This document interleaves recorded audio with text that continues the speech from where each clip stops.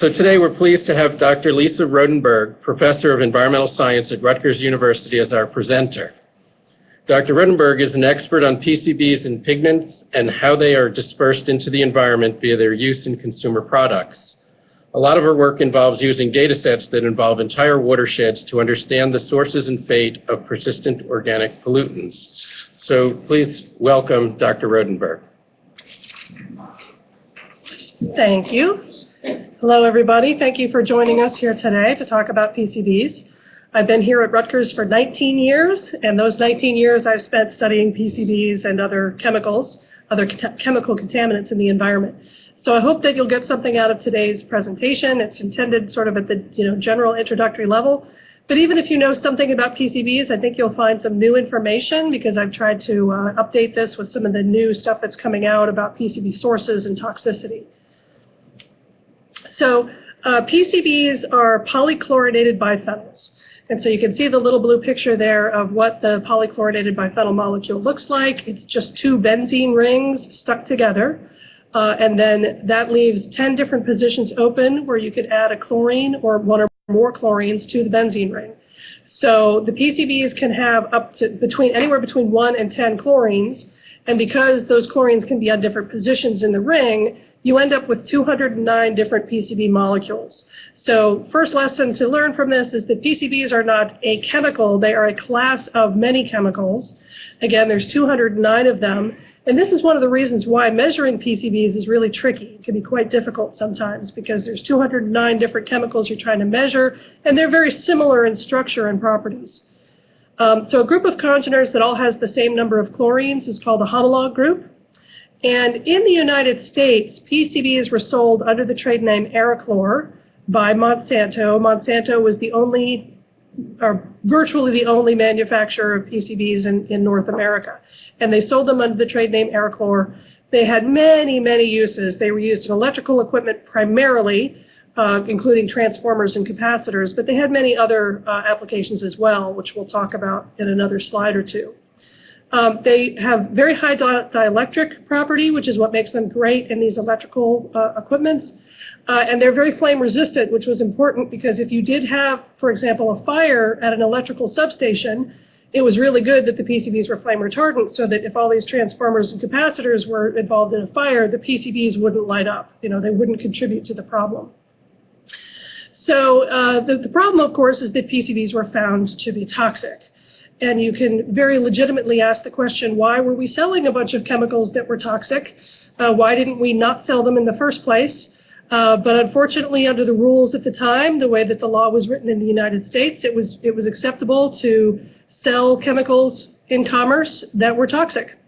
And it wasn't until it was discovered how toxic PCBs were that the U.S. Congress moved a bill forward to ban them.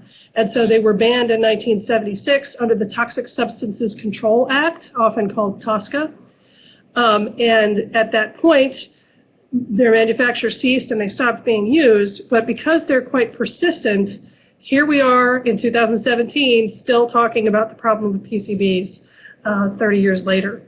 So about 1.3 million metric tons of PCBs were produced worldwide. It's tough to really get a handle on that number, but it's a big number. And the problem with that number is it means that there's PCBs all over the United States. PCBs can travel through the atmosphere. They can travel with water or soil particles. And so unfortunately, PCBs are present pretty much everywhere in the United States. So when PCBs were used, they had, some of them were used in what were called open applications, meaning that it was easy for the PCBs to get out of that application and into the environment. And then there were other applications that were considered to be closed. So the open applications were banned first, obviously, because those were the ones that had the greatest potential to release PCBs into the environment. And so that's, you can see, it's a large list here: flame retardants, inks, adhesives. The microencapsulation of dyes for carbonless duplicating paper is a big part of the reason why every recycled paper mill in the United States has a big problem with PCBs, because the PCBs were present in this carbonless copy paper, and when that paper gets recycled, the PCBs get into the recycled paper stream. Paints, pesticides, plasticizers, all kinds of stuff, surface coatings, metal coatings, wire insulators. Every ship built by the Navy that had any kind of wire in it, which was every ship built by the Navy, had PCBs in it. So when the Navy goes to break down these old ships, they have to do something about the PCBs. So those open applications were banned in 1974. The closed applications were allowed to continue for a little bit longer. That includes, again, capacitors, transformers, and the kinds of hydraulic fluids that are contained within the equipment.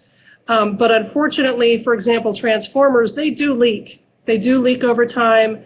And certainly transformers that were built in the 1970s and contain PCBs, if they're still in use, they're getting pretty old. And unfortunately, that means that they are starting to leak more and more. So even though these are quote unquote closed applications, they do have the possibility of releasing PCBs back to the environment. So the problem with PCBs is that they have the trifecta of bad things, right? They're persistent, meaning that they don't break down readily in the environment. They're toxic, and they bioaccumulate in organisms. And what we mean by bioaccumulate is that as you go up the food chain, and that's what this picture is intended to tell you, that at the bottom you have the algae. Algae might take up PCBs passively through just diffusion into the algae from the water. But then when the shrimp eat the algae, they take everything that was in all the algae that they eat, and the PCBs in the algae stay in the shrimp's body. Even though the rest of the material might get pooped away, the PCBs stay in the organism's body. And so then as you move up the next layer of the food chain to the fish, and then the seals, and then the polar bears, they're taking large amounts of PCBs consumed in the food and concentrating them in one organism and in the fatty tissues of one organism. So as you go higher up the food chain, you can build up very high levels of PCBs. So those three properties taken together are what make PCBs such a problem. If they were toxic and bioaccumulative, but they weren't persistent, maybe they wouldn't be a big deal because they would have broken down by now. But it's the fact that you have all three of these things going on in one chemical that makes them such an issue. So we've said many times now that PCBs are persistent, but it is true that they do have some pathways by which they break down. The heavy congeners, and what I mean by heavy is that they have a lot of chlorines on them. The heavy congeners can get dechlorinated by bacteria. Bacteria will pop off the chlorines. And then once you remove a bunch of chlorines and you get down to the congeners that only have one or two chlorines on them, then they can be degraded aerobically by bacteria.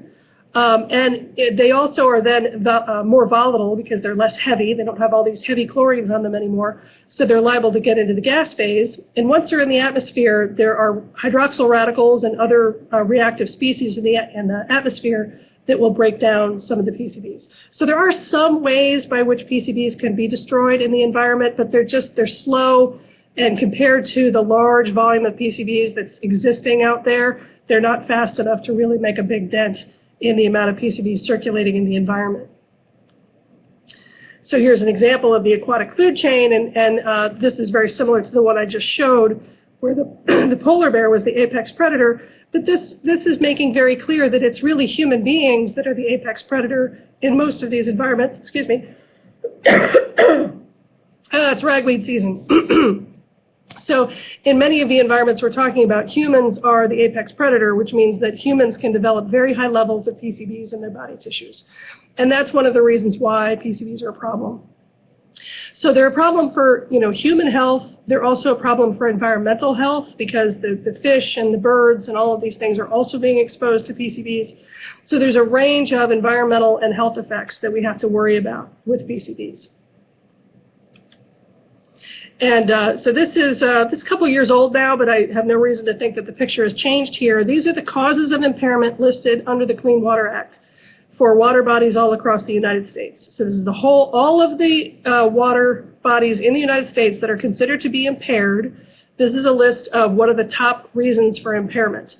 And you can see the first few: pathogens, mercury, metals, nutrients, low dissolved oxygen, sediment, and then you get to PCBs. So in terms of organic chemicals that are problematic in terms of their environmental impact, PCBs really rise to the top. They are the top driver of toxicity and problems at Superfund sites all over the country, from the Upper Hudson River Superfund site to the Duwamish River, which I've been working in lately, to the Portland Harbor Superfund site, to the Houston Ship Canal, all over the United States. PCBs are one of the main causes for water quality impairment and toxicity in harbors and waterways all over the U.S. So PCBs are toxic, as I mentioned. In the last, since PCBs were banned in the 70s, most of the focus when thinking about the toxicity of PCBs has been on the PCB congeners that have 4 or more chlorines. And the reason that those were the focus is because they're heavy, and that makes them very hydrophobic. They like to stick to fatty tissues, and therefore they bioaccumulate really readily in your body. And so this list of things, liver, thyroid, dermal changes, immunological alterations, neurodevelopmental changes, meaning that they affect children, and children are exposed to PCBs through the placenta and also through breast milk, reduced birth weights, cancer. So there's a lot of health effects. And most of the study of these health effects is really focused on the heavier congeners with more chlorines.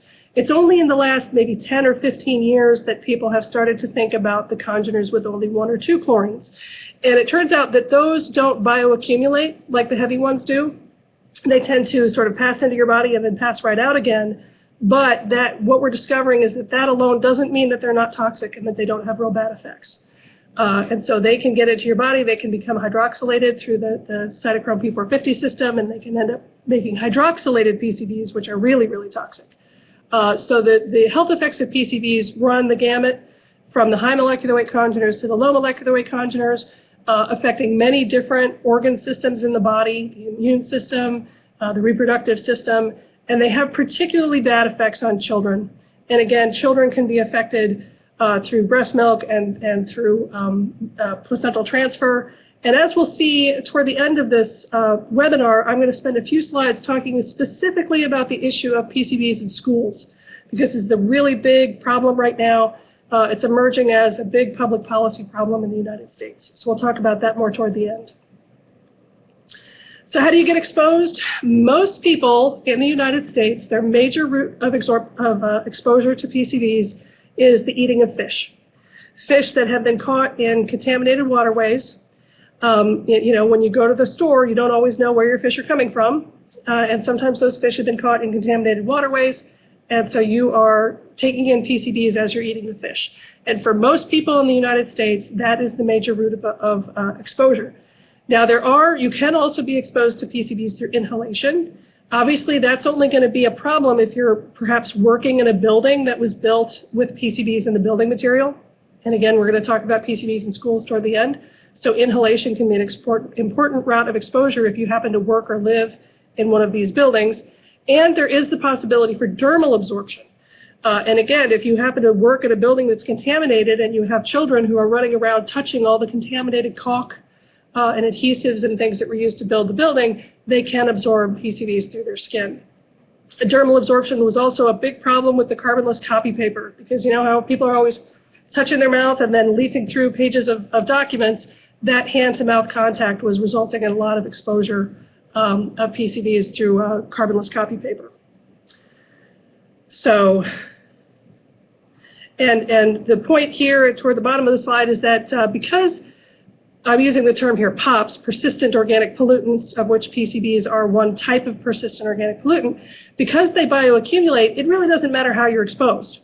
Once the PCBs get into your body, they stay there, and it's difficult to get rid of them. So it doesn't really matter what the route of absorption is. Once they're in your body, you are exposed, and you're probably going to carry that PCB burden around with you for the rest of your life. So in the United States, we have federal water quality standards established for protection of human health and the environment. And the federal water quality standard for PCBs is 64 picograms per liter. Now, states are allowed to set their own water quality standards. And if they can prove that, for example, the people who live in that watershed just don't eat very much fish, then they can actually set a higher water quality standard than that. That, for example, is what happened in the Houston Ship Canal area. They have a water quality standard of 885 picograms per liter. But in the Delaware River, they did a fish consumption survey, and they showed that people in the Delaware River region eat a lot of fish. And so their water quality standard is it's only 8 picograms per liter instead of the 64. So these can change by location. But this is a very, very low number. In fact, this is almost unmeasurable. It's so low. We'll talk about analytical techniques for measuring PCBs in a second, and this is a really low number that can be quite difficult to measure. So that's just a function of how toxic the PCBs are, that the amount that is considered quote-unquote safe in the water is such a low number that you could barely measure it. So here's an example of the Delaware River. Remember that the federal water quality standard is 64 picograms per liter, but in the Delaware River, you're looking at 2,000, sometimes as much as 5,000 picograms per liter. And the Delaware River is really not even that contaminated in terms of U.S. rivers. It's kind of a normal industrial, river in the United States. There are other rivers that are much worse. So I use the Delaware as sort of a general example of the kind of thing you can expect in any urban area. So we are, at least 2 orders of magnitude away from being able to achieve these water quality standards in many urban areas of the United States. And trying to bring PCB concentrations down by a factor of 100 is really tough. It's not easy to get 99% source control. It's very difficult. So how do you measure PCBs? The method that has been used the most and has the longest history is called EPA Method 8082. It's been around since the 1970s, and any old documents that you read of PCB measurements that were conducted before about the year 2000 would all have been conducted using EPA Method 8082 or something similar to it. It uses gas chromatography with an electron capture detector. So that's kind of an old technology. It's been around for a while. And usually when you measure PCBs by Method 8082, you're usually not trying to measure individual congeners. Remember, we said that there's 209 different congeners, and it's tricky to measure all 209. So instead, with this older method, usually what they do is they measure aircores. They say, okay, well, I don't know exactly what the congener composition is, but it kind of roughly looks like Aircore 1260, for example. And then they'll report a concentration of Aircore 1260. The detection limits are in the part per billion range, and that 64 picograms that I was talking about before, 64 picograms per liter is in the part per quadrillion range. So this EPA Method 8082 couldn't get down low enough to even measure the water quality standard that exists these days. And these days, it depends on the lab that you go to, but you can usually get Method 8082 run on your samples for maybe $200 a sample. So it's not cheap. But it's not ridiculously expensive. There are some less sensitive methods, and the main one is called ELISA. ELISA is an acronym that stands for Enzyme-Linked Immunosorbent Assay. And essentially what you do there is you train the bacteria to have an immune response to whatever chemical you're trying to measure. And they use ELISA kits for all kinds of things, PCBs, dioxins, metals, all kinds of things. You can train the bacteria to have this immune response. And the immune response causes the bacteria to glow, and then it's just a visual thing. It's a spectrophotometer thing that you can just measure the intensity of the light coming out of your sample. So it's quite cheap to do. It's quick and kind of a quick and dirty screening technique to see if you have a big PCB problem. It'll measure total PCBs, not individual congeners, but the sum of all 209 PCBs, or could also in some cases measure aircores. But the detection limits are up in the part per million range, so they're not great. So this is really just a screening tool. But the advantage, as you can see, is it's roughly $20 a sample. It's quite inexpensive. So sometimes people use this as a screening tool to rapidly test, hundreds of soil samples, for example, to try to find where the hot spots might be in terms of PCB contamination. So the new thing that's come along for the measurement of PCBs is the new EPA Method 1668 that came out in 1999. And it has become pretty widely adopted. EPA is requiring the use of Method 1668 at most of the big Superfund sites and most of the sites where PCBs are a problem now. It uses gas chromatography, but it uses a high-resolution mass spectrometer.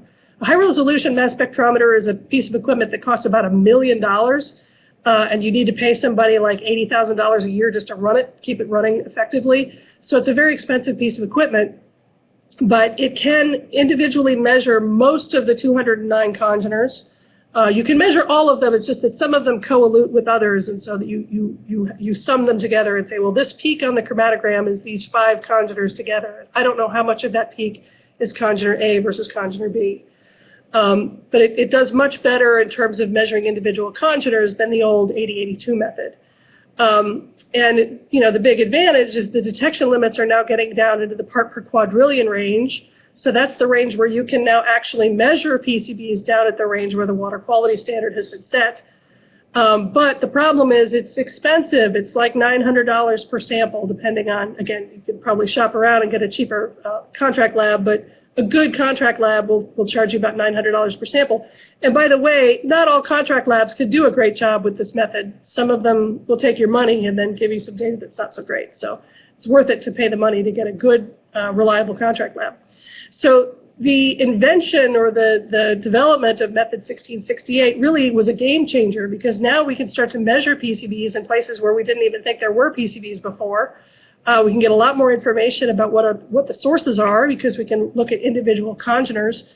And, you know, for me as an environmental chemist, I feel that's a great thing. I'm really happy about it. But you know, if you're running a contaminated site, you might not be so happy because now you're suddenly finding contamination everywhere. And you were hoping maybe it was just localized to one place on the site. So it's been a two-edged sword. Method 1668 has really changed the way people measure and think about PCB contamination.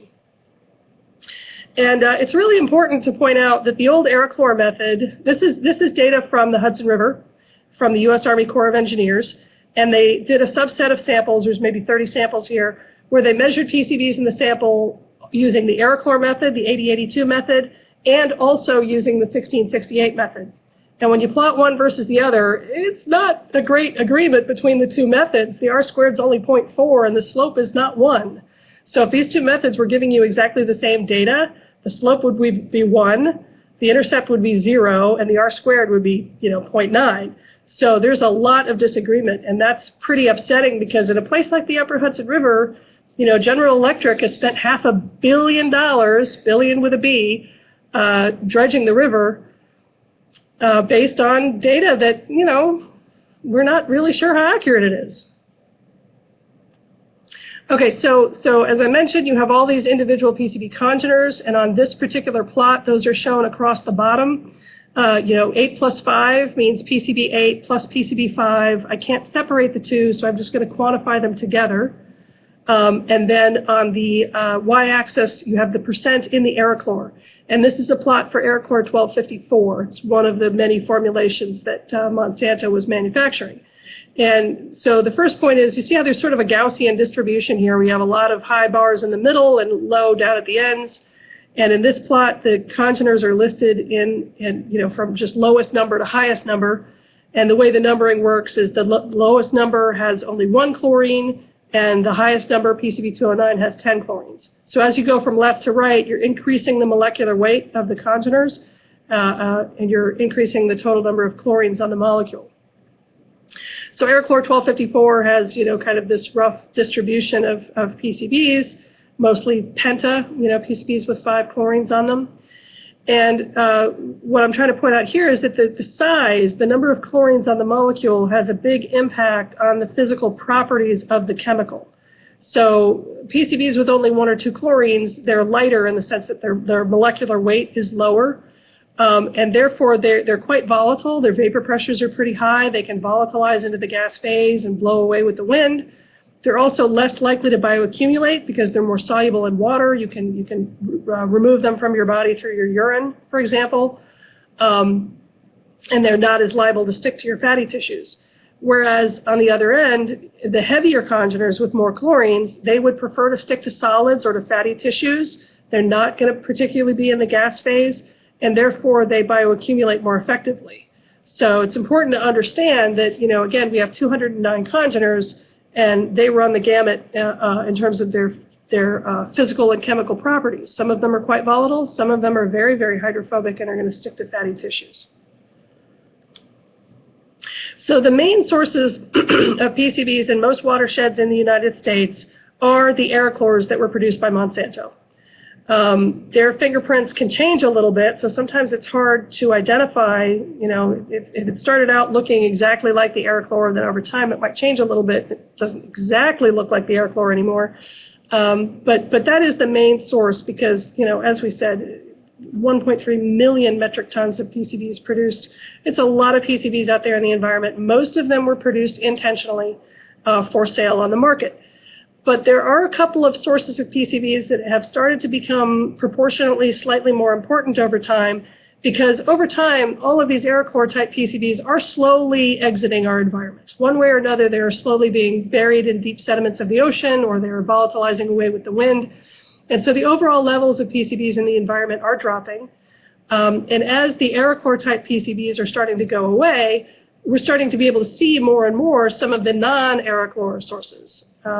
And many, I'm going to talk about what some of the categories of non-Aircore sources are, but a lot of them have to do with different pigments.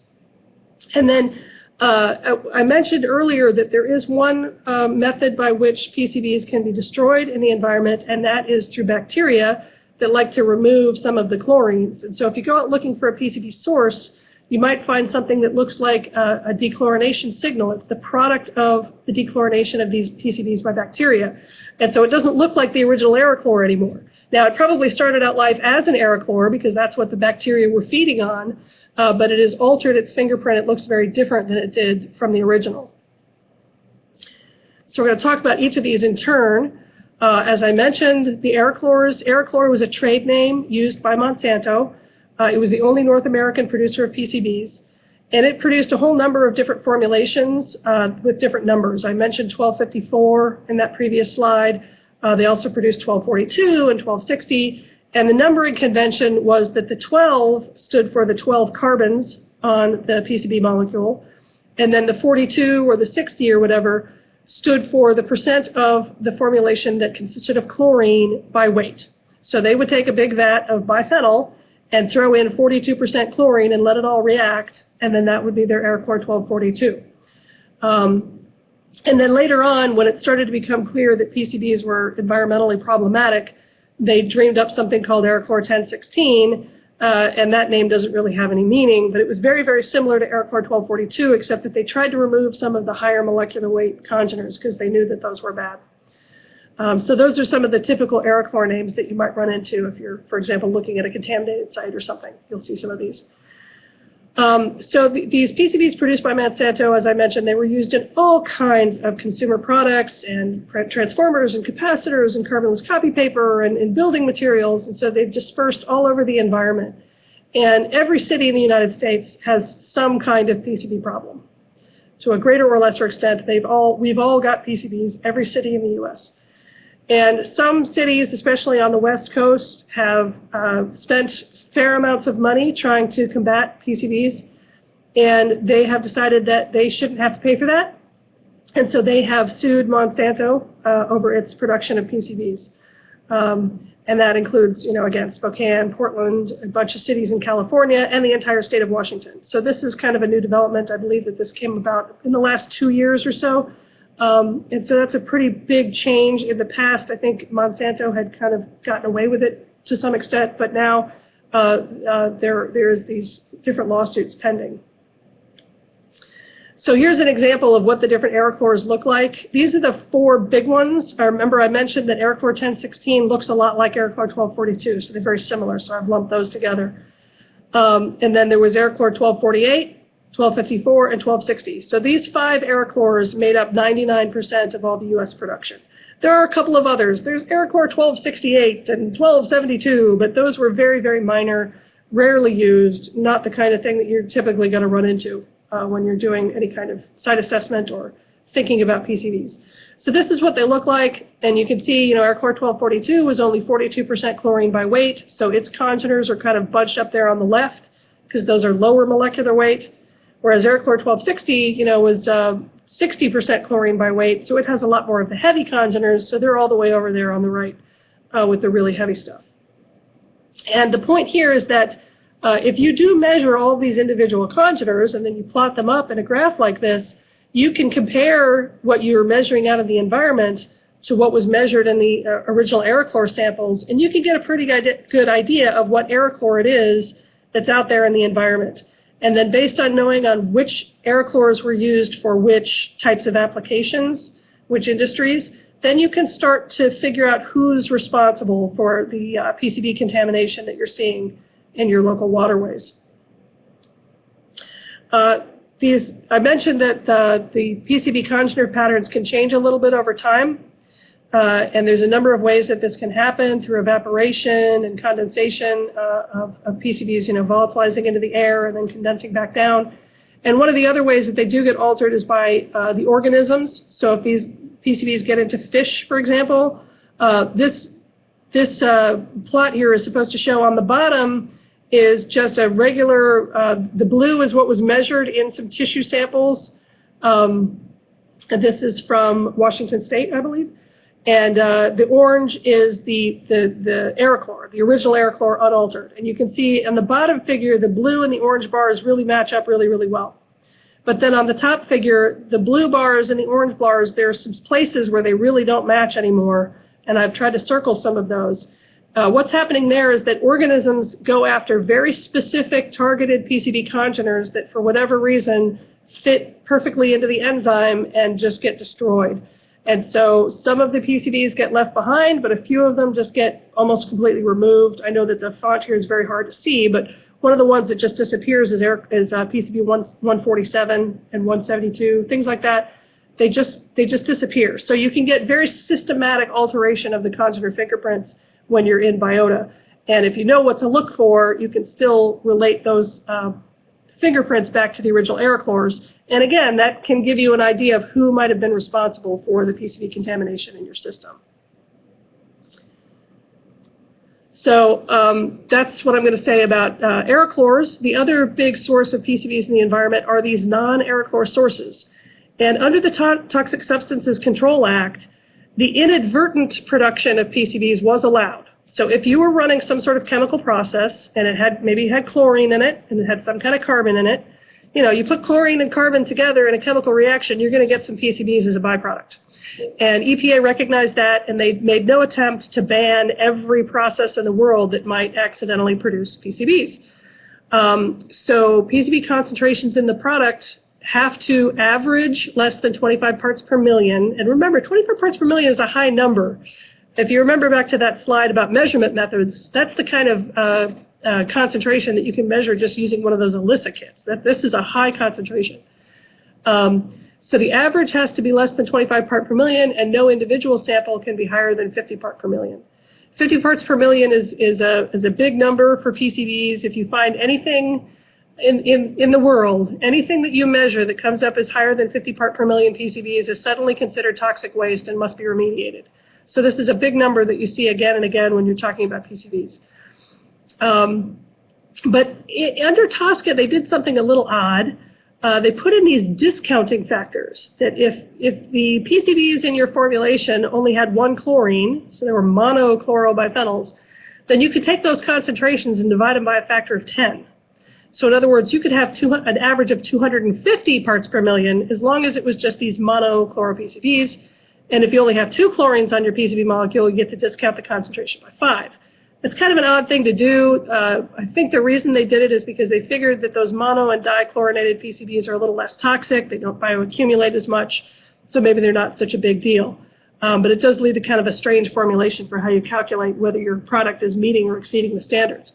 But the important point, again, is that TSCA didn't ban this. This was all allowed under TSCA. And as it turns out, there's a number of chemical processes that do produce PCBs. Many different organic color pigments have PCBs in them, especially the diarylid yellows. Diarylid yellow is one of the most commonly used pigments in the world.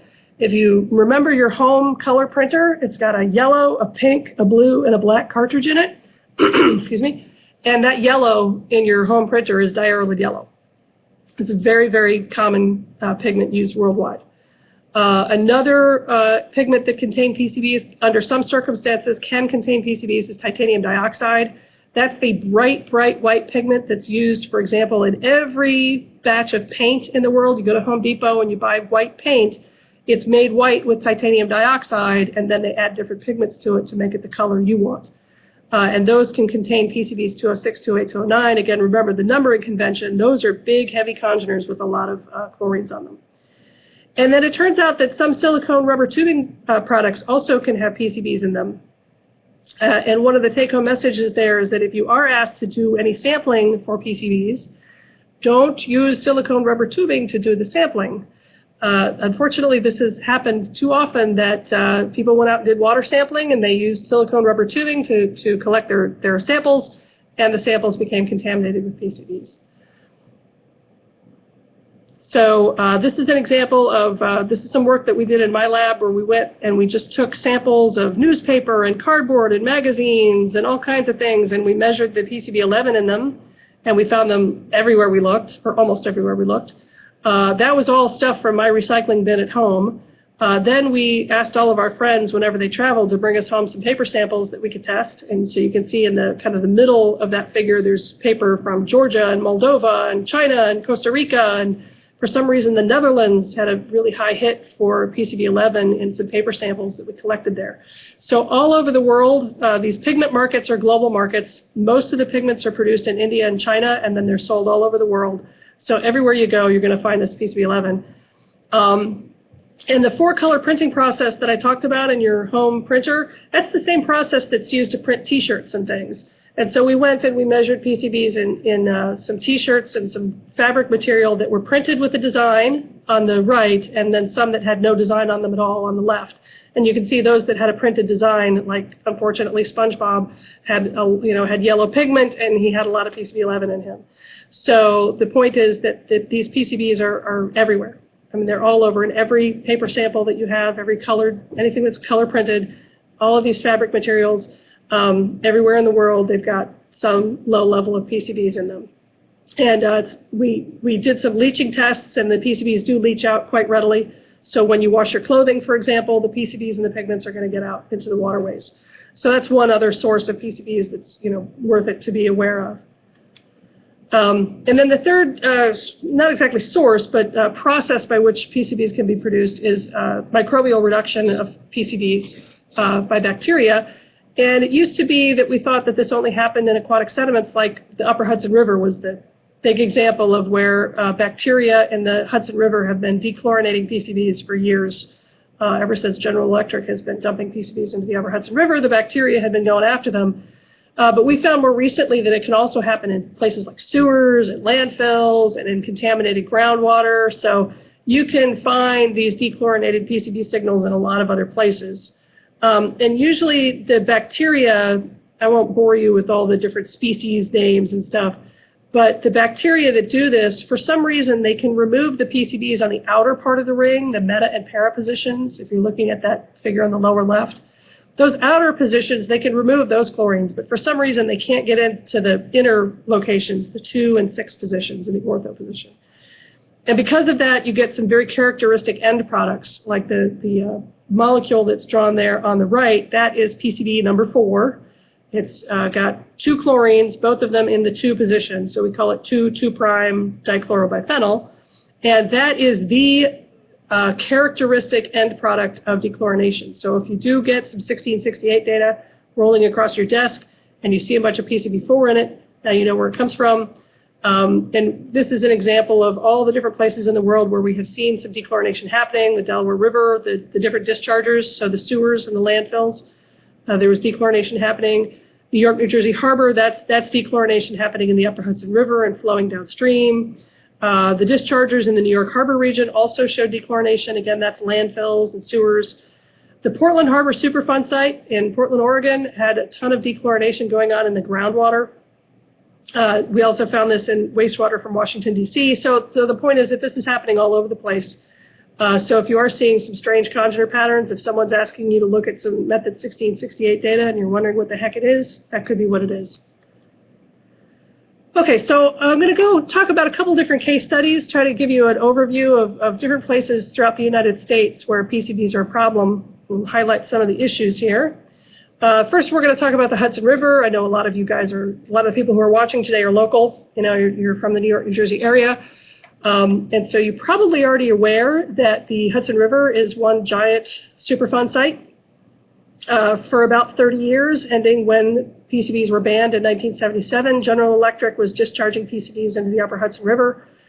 And it flows from there, from those 2 plants up in Glens Falls, it flows about 200 miles downstream to New York City, and that entire stretch is a big Superfund site. There was a record of decision, meaning that the judge in the case decided on what the remedy would be to clean up the river. And under that record of decision, the remedy was that GE had to dredge portions of the upper Hudson River, meaning that they dredged the sediment out. And in the case of the upper Hudson River, I've never heard this happening anywhere else, but in the case of the upper Hudson River, when they dredged and they brought up this sediment from the bottom of the river, they found pure liquid PCB oil in the river. That's how contaminated it was. So they were dredging up all of this contaminated sediment. They typically, what often happens in these kinds of dredging operations is that the dredging material comes up and it's like what they call black mayonnaise. It's real runny, and it's very difficult to do anything with it because it just runs through your fingers. So what they do is they add cement to it to tighten it up and make it more solid so that they can actually work with it. So they stabilize it with cement, and then they pack it into rail cars and they ship it off to some landfill somewhere that has agreed to take it. And, to me, that sounds kind of crazy. There's no treatment. There's no attempt to treat the sediment to make it any better. You're just packing it away in a landfill and forgetting about it. But that is the state of the art, unfortunately, when it comes to dredging contamination. So GE has done the dredging. The dredging is now complete. The EPA is saying that now we need, under the Superfund rules, you evaluate the remedy every 5 years to decide whether it has worked or not. And EPA is doing their 5-year reviews and has decided that it's too soon to tell whether the remedy has actually worked yet. But the NOAA, the National Oceanographic and Atmospheric Administration, which oversees the Fish and Wildlife Service, is disputing whether the dredging has been enough. And there's a bit of a dust-up going on between the EPA and NOAA. There's also a natural resource damage assessment underway where the trustees, which are the Fish and Wildlife Service, NOAA, and the New York State Department of Environmental Conservation, they are trying to recover damages from General Electric to pay for the restoration of some of the natural resources in the Hudson River. And as I mentioned before, the upper Hudson River is one of the few places on Earth where we know that bacteria were really going after PCBs and trying to destroy them. That's where we first learned about it, where we learned much of what we know about dechlorination came out of the Hudson River. But it's important to note, all of that dechlorination was not enough to prevent GE from having to spend $500 million dredging the river. So dechlorination's nice, but it's usually not enough to actually fix whatever the environmental contamination problems are. So this is some work that we did. This is just showing how the sources of PCBs to the lower Hudson River, so this is below the Troy Dam, the upper Hudson River flows into the lower Hudson River, this is just showing how the sources to the lower Hudson River have changed over time. I think the most interesting part of this is the right-hand panel. You take a sediment core, you stick a tube down into the sediment, and when you bring it back up, it's full of sediment, and then you cut it, and you measure the PCBs and also other chemicals in each of those different layers. And if you've taken a good core, then the layers were set down very evenly. In the New York, New Jersey harbor, that sedimentation rate is about 1 centimeter of sediment depositing every year. And so you can estimate how old these different layers are. And so where you see the big max of PCB concentration, we believe that that was 1977 when PCBs were banned because they were going gangbusters right up until the very end. So the highest concentrations are probably right around 1977, and then they fall off. And the orange dot there, the maximum, that's actually Aircore 1248, which is not what GE was using. GE in the Upper Hudson was using Aircore 1242. So the thing I find interesting about this is that everybody was using PCBs up until 1977. It's not just General Electric. These were all coming from New York City and the surrounding area. And the main source of PCBs to the lower Hudson River at this point was all this urban stuff coming out of the city. But then after 1977, you can see that stuff falls away really quickly. It kind of disappears. But the blue dots, which is the stuff coming from the upper Hudson River, the Aircore 1242 that GE was using, it falls off more slowly. So that these days, at the top of that core, this core was collected in 2002, I think. So in present day, the upper Hudson River is the biggest source of PCBs to the lower Hudson River now, because other things have kind of been taken out of the equation. The other stuff is washed away from the system. Here's another example. This is Spokane County, Washington. I did some work with them trying to track down PCBs in their wastewater treatment stream. And the top figure is showing the PCB congeners in their influence, what's coming into their wastewater treatment plant. And they're kind of roughly ordered from the most abundant congeners on the left to the least abundant or less abundant congeners on the right. And then below that is the effluent. What happens after the treatment process? What's actually being released from the wastewater treatment plant into the river? And what's interesting is, first of all, the two don't look the same. And the reason for that is that this wastewater treatment plant was built under a really high level of treatment, so that there's almost no solids coming out of this plant. So anything that's sticking to a solid particle has gotten stripped away. And the only thing that's left is the stuff that's dissolved. And the one PCB congener that is now dominant in the effluent is PCB 11, which is the one that comes from Pigments. And so this is a problem for the city of Spokane and the county of Spokane, because they can go after the Aircore type sources. They are one of the cities that's suing Monsanto, for example. They can try to remove old transformers and capacitors. You know, they can try to do a lot of things to remove the Aircore type PCBs from their system, but that's not their main problem. Their main problem is PCB 11 from Pigments. And what are they going to do about that? That's quite difficult, because people are always going to use color printed, paper, and they're always going to wear printed clothing, and they're always going to have these pigments in their system. There's not that much that Spokane County can do about their worst PCB problem. This is a graph that's trying to summarize what I've seen across several different watersheds. So on the left, you have the New York, New Jersey harbor. Next to that's the Delaware River, and then the Portland Harbor Superfund site, and the Green Duwamish River. The Green Duwamish River runs through Seattle into the Puget Sound. And the point here is that some of these places, like especially the Green Duwamish River, you see that you've got the green, the blue, and the purple bars. Those are all Aircores. So the Green Duwamish River, the Seattle area, is totally dominated by Aircores. And that's kind of what I would have expected for the rest of the world, too.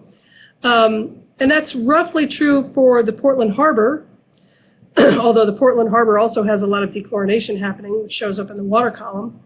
But then you get to the Delaware River. We're moving, right to left. You get to the Delaware River, and you see that big black bar. That big black bar is due to the production of titanium dioxide at a plant in Edgemoor, Delaware.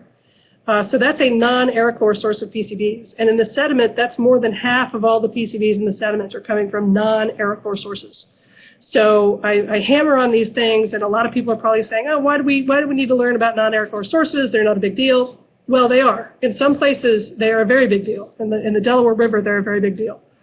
The upper Hudson River is more typical, where most of what you're finding in the upper Hudson River is related to Aircores. But there are some places in the world where these non-Aircore PCB sources are very important. So what do you do about the cleanup of PCBs? This is very tough.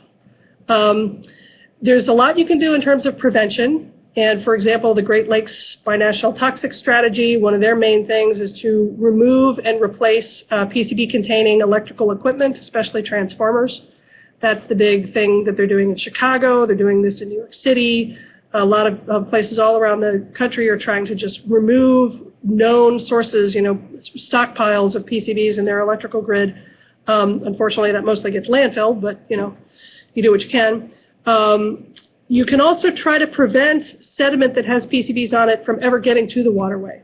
So, for example, that's one of the reasons why that wastewater treatment plant in Spokane was built to have such great solid removal, because they just wanted to get all the PCBs out so that the solids never even reach the river, and therefore the PCBs stuck to the solids never reach the river.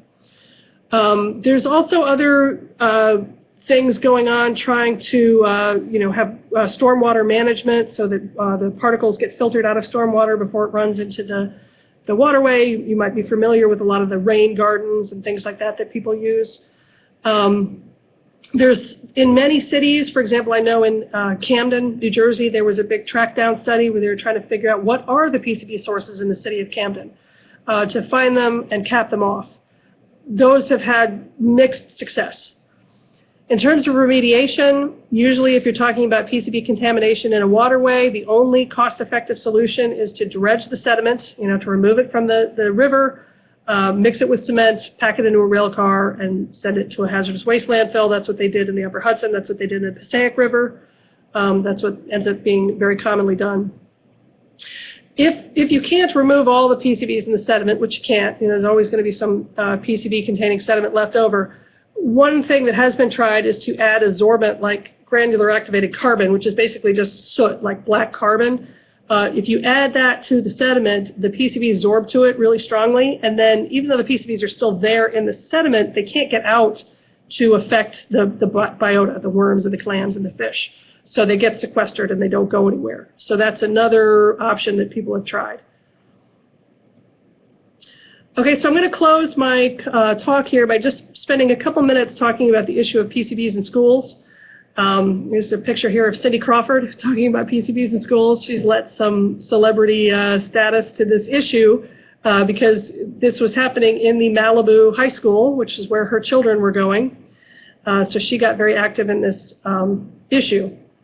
So many of the public buildings that were constructed in the 1960s and 1970s had PCBs in their building materials. Mostly this was in the form of Aircore 1254, although some of the other Aircores were used as well.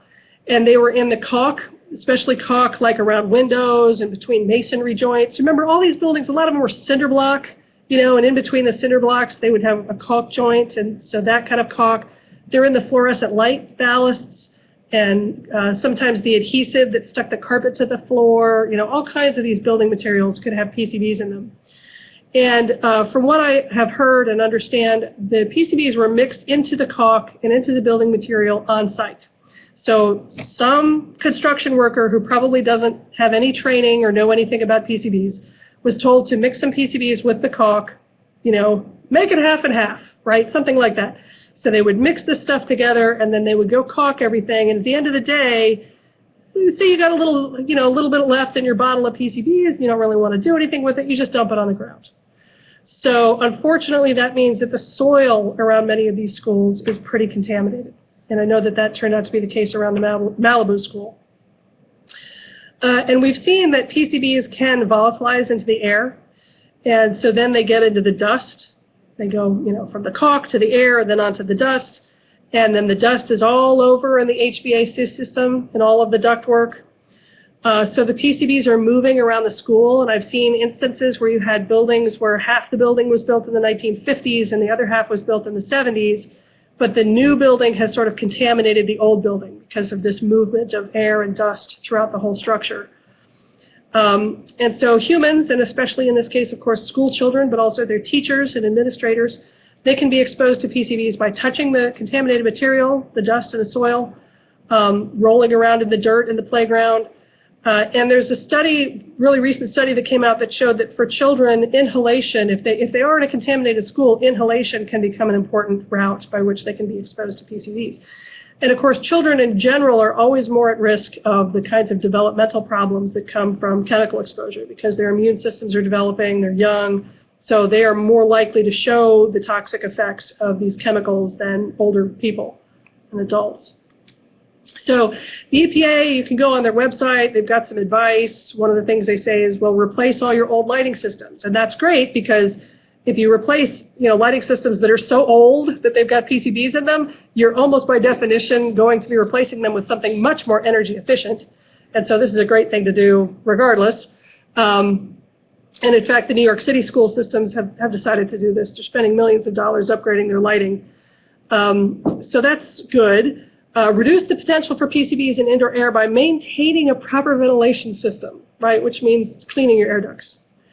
And then until it can be safely removed, limit exposure by keeping children away from it. So imagine how fun that is, trying to keep children away from caulk in their school. Yeah, good luck with that. Wash the children's toys often. I have kids. I know their toys were never cleaned. I know that's true. Washing their hands with soap and water. I know it's not easy to get kids to do that. You're expecting teachers to wipe down all the surfaces with wet cloths every day. Some of these things to me sound a little unrealistic, but that's EPA's advice on what to do about PCBs in schools.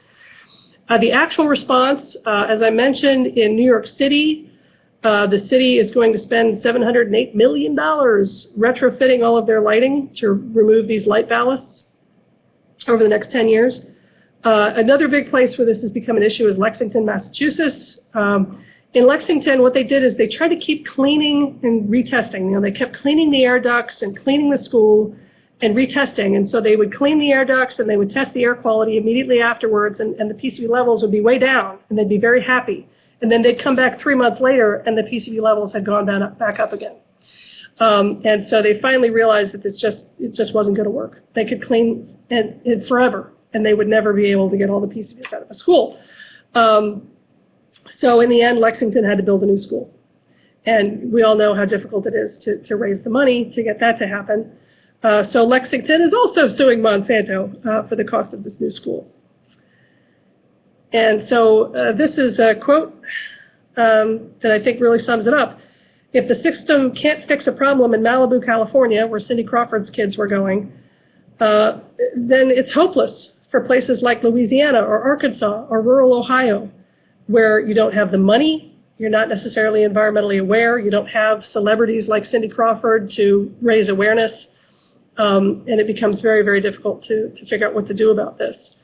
And I looked up a couple of statistics. As of 2012, the average age of a school building in the United States was 44 years, which means the average school in America was built in 1968, and therefore could very well have PCBs in it. Of course, all these schools were being built in the 60s and 70s when all of the baby boomers, were starting to go off to school, off to elementary school and off to high school. And in case you were not aware, school buildings are more than 99% funded at the state and local level. So if you have a problem with PCBs in your school, it's your problem. The federal government's not going to help. So that's obviously a big flaw in the design here. Okay, so these are some of the references that I cited throughout the talk. I hope that you've learned something interesting. I pretty much nailed my time target. It's 12:58, right now. And I'm happy to stay here and answer a few questions if anybody has anything they'd like to ask.